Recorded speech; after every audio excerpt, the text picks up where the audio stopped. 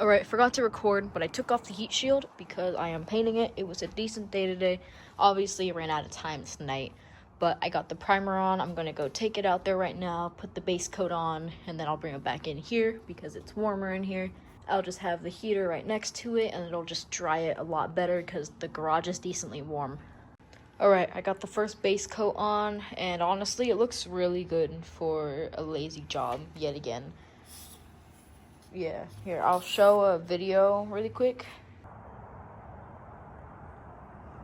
But yeah, I got it drying over here with the heater right next to it, and yeah, honestly, it looks super good.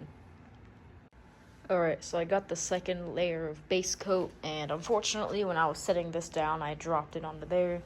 So now there's paint drips because I had to fix it. But oh well, you're not really gonna see it. You're gonna see it from like this view. So it's good enough for me. But yeah, I'm gonna let it dry next to the heater again, and then we'll do clear coats. Alright, so it's the next day, and I forgot about it. But yeah, you can see there's very obvious orange peel in there, but I don't really care. It's just the heat shield. Nobody's gonna care about that. I don't need it to be super, like, glossy clear. I sprayed too much clear coat right there, so obviously there's a spot. Again, if it really bothers me that much, I can just sand it down and re-clear that area. But yeah, looks pretty decent. I'm gonna do one more coat and then call it good. Alright, so this is the finished product. Obviously, you can clearly see the orange peel anywhere I move, but I didn't try to polish it super nice. I didn't put a lot of clear coat. I only ended up doing 2 coats of it. But yeah, I don't really need it great. It's just what you're gonna see. I don't really need it great for a daily, but yeah, this is how it looked with a very little prep done. But yeah, I'm gonna go take it inside and let it cure with a temperature regulated room, and yeah, so I'll put it on when I have time. Alright, so I picked up this air intake off Facebook Marketplace for 35 bucks. Obviously, it's rusty. The filter needs to be changed, which I am going to change. For now, I just want at least something to filter it out. And a proper, well, somewhat proper intake so it doesn't run as rich. But yeah, now we're gonna put it on. Alright, so the shield's back on, and because I didn't do much prep, the paint peeled off when I put the bolts on, but doesn't really matter. Again, just a daily. I don't really care what it looks like. You can see the very obvious orange peel. Again, don't really care. Now I'm gonna put on an intake. Alright, so the intake is fully on, and then of course I got the hose on as well. And alright, so instead of trying to source headlight brackets, I decided to just source some new headlights with brackets included off B&R junkyard site. And I ended up getting these for about $180, $176 or something like that. And these headlights actually did come with the brackets. So now I guess I have an extra set, which I'll probably end up selling. And I do also have the clears, corners that I need for them. So I do have almost the whole assembly. As well as in the corner here, you can see I picked up some inner turn signals and new taillights because the other taillights, while they are the aftermarket look, there was mold around the corners. So I decided to just go back to OEM. So now I pretty much just have to source the outer turn signals, but for now these should work. But yeah. So I'll put a picture. But pretty much what junkyards do is,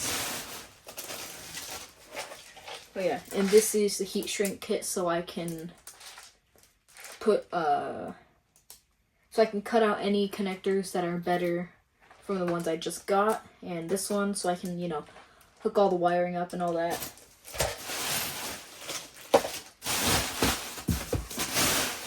But pretty much what junkyards do to make it easier on themselves, they leave the bulbs and the connectors in, and they pretty much just cut the wires. So 3 of the headlights, meaning the 2 normal ones as well as the 2 high beams, 3 of them had the connectors needed. 1 of them was cracked and everything. I could not reuse it. So I just went to O'Reilly's and I sourced the part. So there's this one. But yeah, pretty much got all of it. As well as these little, pretty much everything I need right here. Alright, now that those breakables are out of the way, I'll actually show you the headlights. So this one, it actually has a lot of peel along this side, but it's still better than the other two I had. Or at least one of them. And of course it has the bracket and everything I need. And this one is actually the old set that I had before. This one was in better condition. As you can see, it pretty much just has that one spot right there. It was in better condition than one of the headlights that came, so I just swapped out this bracket really quickly. It was just a few bolts. But yeah, now I have everything that I need except for the outer turn signals. So I pretty much got 95% of the lights that I need. So I gotta D-pin these connectors, get a little D-pin kit, and then swap it out. And then as far as the front end goes, all I'm gonna need is the front bumper as well as the bumper support because it did not come with one. I'm thinking hopefully I can put the Accord one on that, but I doubt it'll work. And then obviously the outer turn signal. So the front is almost done. I do want to get a front lip for it, but that's not a priority. I just want it to be road legal and make sure all the lights work. Now, the rear turn signals do not work, but I'm hoping that's not the same case for the front, so I'm going to have to wire everything up and see if that's the case or not. And I actually do think most of them do have the connector that's needed. So I might not even have to use these. I could just plug it straight up there and test the bulbs. If not, I'm going to have to check the health of the connectors in there as well as making my way down the wires to make sure there's nothing wrong. If there is, I'll just have to go in there and switch out the wiring. But yeah, these are the taillights. So they're in decent condition. There's a few scratches on them, but I don't think anything's going to cause any leaking. Shit.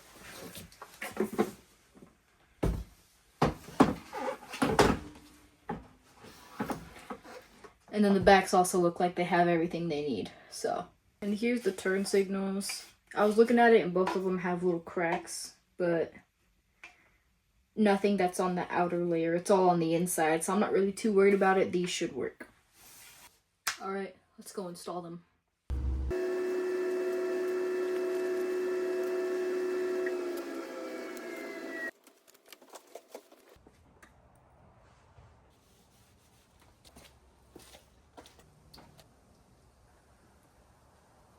Now I just have to see if the high beams work, and the right corner light doesn't work. So I'm probably going to have to switch out that connector because I tried both the bulbs.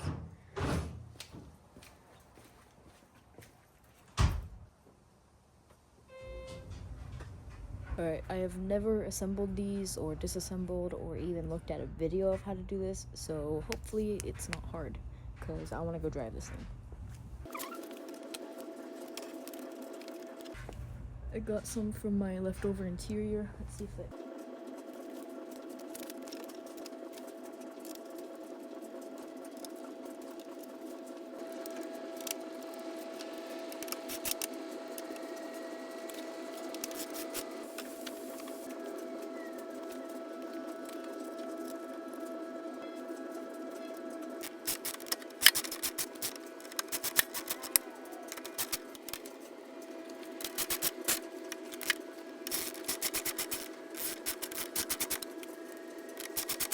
Alright, so both lights are on, and now I get to plug the battery back in and test it.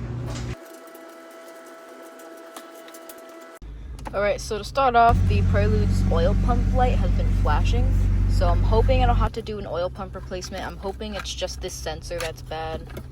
It's the oil pump sensor, and this is where I'm going to start. Hopefully it just needs a sensor and maybe some more oil, but yeah, we're going to try to fix that tonight.